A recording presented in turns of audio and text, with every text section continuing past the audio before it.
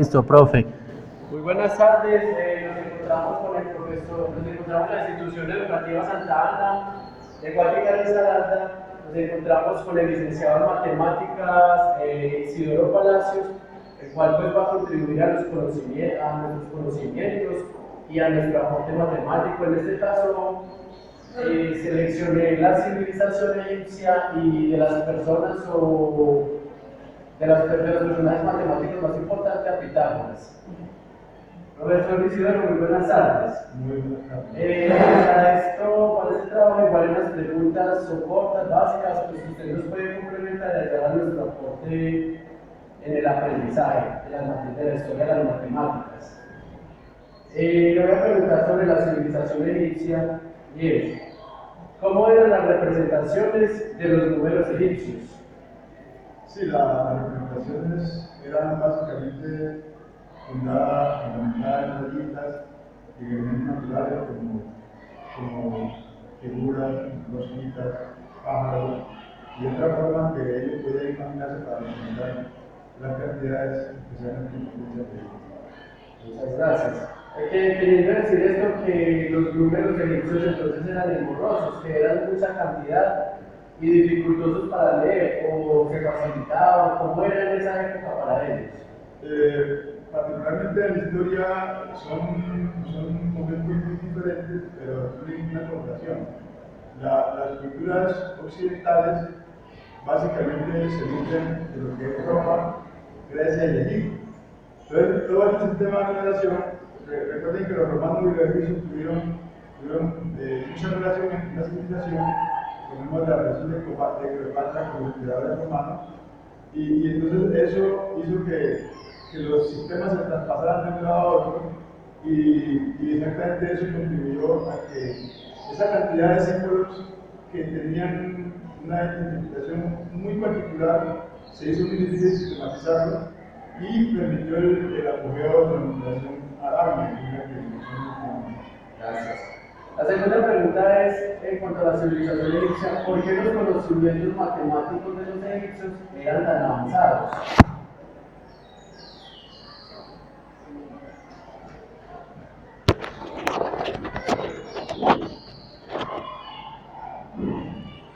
Perdón. Bueno, eso tiene que ver mucho con la vida. En la vida la universidad crea la situación, crea la función. Los egipcios se vieron abocados a aprender todo el tema de medición. Por eso que el río Nilo generalmente siempre se inunda, o sea, el río se sale del cauce, y para usted demarcar los límites que habían antes de la inundación, le tocó usar necesariamente la geometría. Una geometría, pues, digamos que muy ordinaria, muy elemental, pero muy efectiva porque se basaba en el tema de los triángulos y el tema de los círculos que son círculos para definir las cuestiones importantes que debían dar. Queriendo decir esto entonces que la avanzada matemática era atendiendo las necesidades y el entorno que había circundante a ellos, como cuando la sequía terminó un hilo y sucesivamente. La tercera pregunta es muy relacionada pues al aporte que nos hacía seguidamente. ¿Por qué los conocimientos egipcios en geometría también eran considerables y quiénes fueron algunos de los primeros matemáticos griegos? Sí, tenemos básicamente Tales y Pitágoras son básicos, pero también tenemos a Jerónimo, de la que era lo fundamental ahí, es que la mayoría de los estudiantes de esa época necesariamente deberían ir a la escuela de Alejandría. O sea, por eso Alejandría es considerada prácticamente la cuna de la civilización occidental. En Alejandría estaba todo. Tan así que los bárbaros fueron e incendiaron y dañaron la escuela de Alejandría muchas veces porque ellos querían imponer el Corán. Es una lástima que la civilización se haya perdido de los históricos que había en la escuela de Alejandría. En cuanto a esos avances matemáticos, a este apogeo matemático griego, egipcio, ¿qué estrategias utilizaron ellos para conceptualizar el triángulo? viéndolo desde que Pitágoras además tiene una conceptualización, pues que aún todavía las matemáticas tiene apogeo. ¿Cómo los egipcios conceptualizaron el triángulo? Bueno, los pitagóricos tenían una concepción muy mística del mundo, o sea, muy matemática, pero a la vez muy mística. Ellos, sus avances lo referían a cosas muy elementales, pero a cosas también muy fundamentales, y sean muy radicales.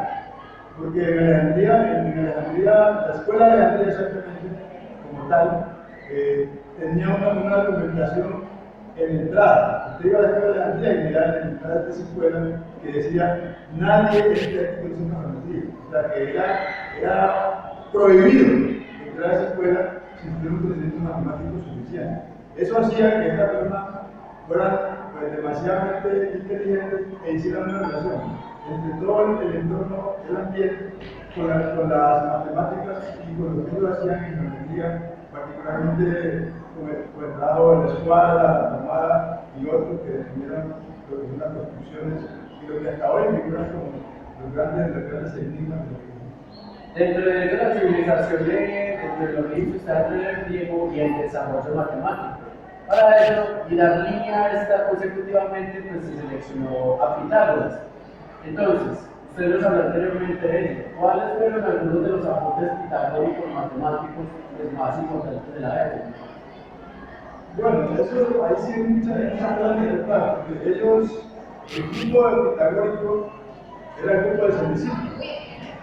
El semiciclo se basa en la observación de la naturaleza. Si usted se pone en una parte cualquiera y mira dónde hace alrededor, nuestra mirada alcanza a más 180 grados. Los 180 grados, ustedes quieren ver dónde se deriva como medio de circunferencia. Y si mira también hacia arriba el cielo tiene una vaina que llamada la famosa obra de San que uno efectivamente está aquí, pero si mira hacia arriba, usted mira que está como en el centro de la mitad del balón. Entonces eso lo utilizaban para generar toda la cuestión del calendario, la cuestión de la relación del Sol, la Luna, los planetas, el desarrollo de muchas instrumentos de la geometría, de agrimensura y también para la navegación.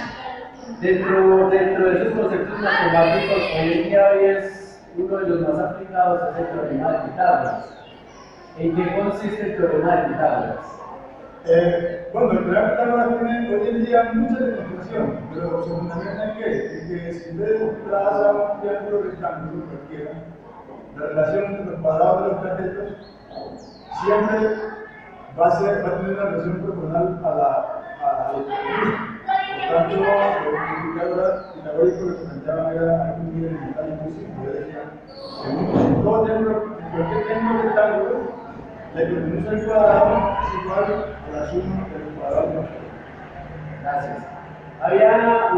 Pitágoras tenía un concepto armonioso de la matemática y era relacionado con la música. Para Pitágoras, ¿en qué consistía la armonía del mundo? Sí. Para Pitágoras, los números son la armonía del entorno, o sea, la naturaleza. Pero la armonía del alma mental, es la música. Ya en preguntas anteriores hemos hablado de que ellos eran místicos.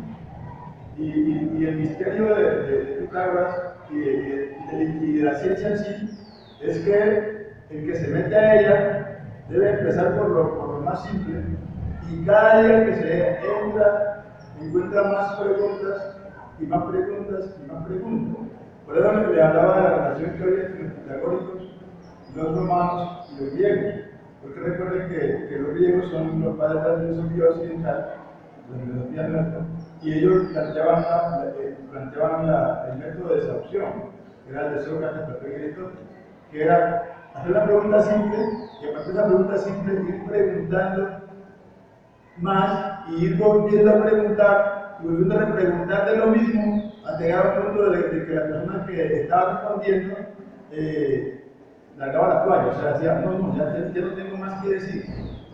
Queriendo decir que en esos tiempos entonces cualquier persona no era matemático, como lo decía anteriormente. Solamente entraban a unos recintos quien supiera de matemática, álgebra, tuviera ese conocimiento.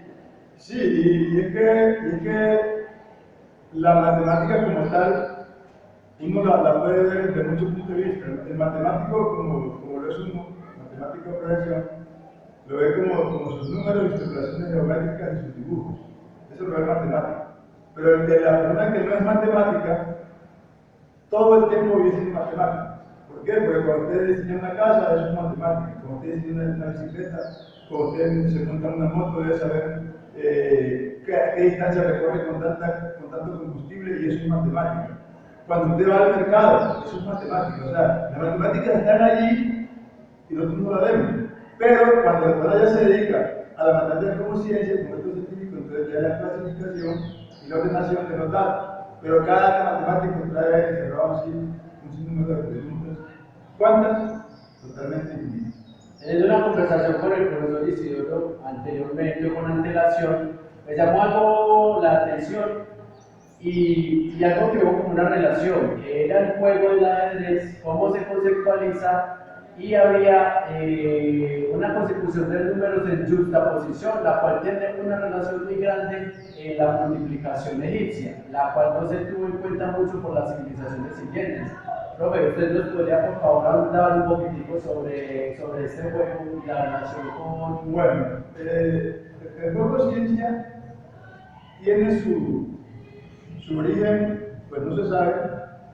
Por allá algunos se atreven a decir que son partes de los escritos de las mil y una noches. Y ustedes saben que ese tema es bastante antiquísimo. El mito de Aladín y todas estas cosas son muy antiquísimas.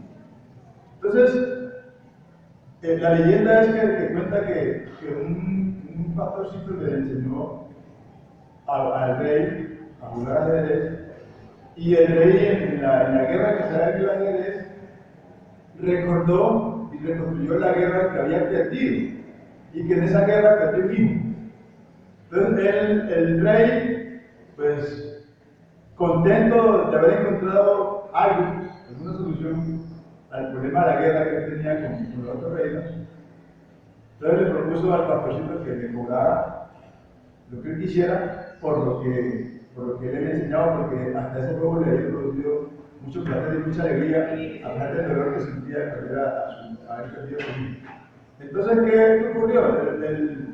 El pastorcito o pajecito, como queramos llamarlo, él, pues, hasta cierto punto se trató de escabullir, de retractarse, de no cobrarle nada al rey, pero el rey fue tanto lo que lo acosó hasta que le dijo, bueno, hagamos un convenio. Haga el favor y por cada cuadro que tiene el ajedrez, que son 64, deme, acordemos así, deme un granito por cada cuadro, por este cuadrito primero. Y cada que vamos pasando los cuadros, me va duplicando, o sea que resultó que el primer cuadro le da un granito de trigo, por el segundo 2, por el tercero 4, por el cuarto 8, y sucesivamente 16, 32, hasta que llegó a la cantidad de 2 a la 63, que es una cantidad demasiadamente exorbitante. Tanto así que cuando los escribientes del rey que se enfadaban a la liturgia para dar esa cuenta, cayeron en cuenta que ni porque se sembraban 10 veces toda la tierra del reino eran capaces de cumplir la promesa al pastorcito. Vemos la aclaración, una aclaración pues espectacular que nos ahonda en esa justaposición de los números. Por ejemplo, como vemos en el tablero, la justaposición de dar 1 con dos palitos 2, 3, 4, entonces se hace en números pues muy grandes, que como nos aclara el profesor Isidoro, pues son exorbitantes. Y para donde es una mayor cantidad, pues demora más para leerlo, demora más su conceptualización. Profesor Isidoro, muchas gracias por sus aportes, fueron muy significativos. Perdón, nos van a hacer otra aclaración acerca de lo consecutivo. Miren, dos cositas que se pasan y que no lo tendrán en cuenta. Si se ven los símbolos que hay allá, se dan cuenta que hay pajaritos, que hay figuritas, que hay relojes antiguos, parecidos a relojes antiguos, y hay rayitas. Entonces, miren la dificultad tan grande que había para contar, por ejemplo, cuando se habla de millones. Entonces, la pregunta